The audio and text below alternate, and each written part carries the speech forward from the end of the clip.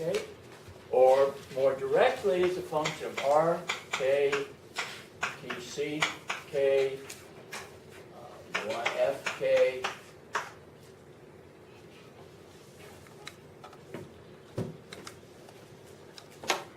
oh, I forgot, T, TK, and MK. Right?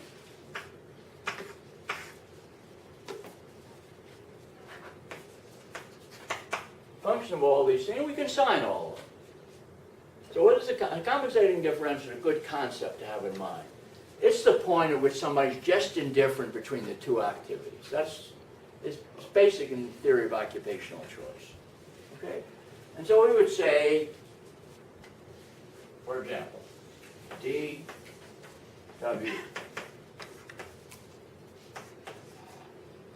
is, we raise R, we're lowering the interest rate, lowering the discount factor, right?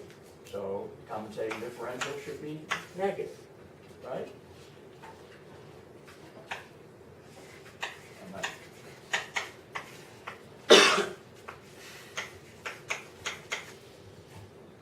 Positive.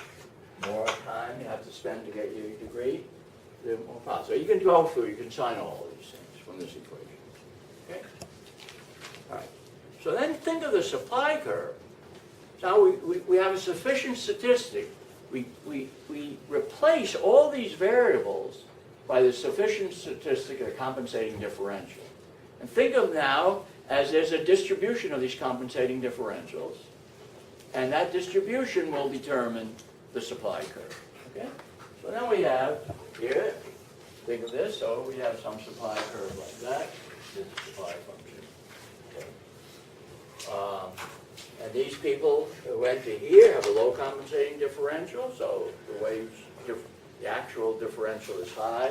And the people who enter here, people at this point, they're just indifferent between the two occupations.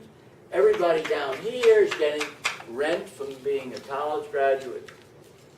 They do better by being a college graduate. Everybody up here does better by being a high school graduate. Okay?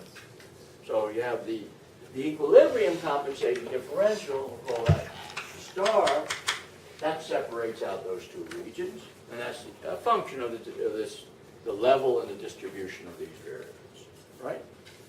Okay. So that would be the equilibrium.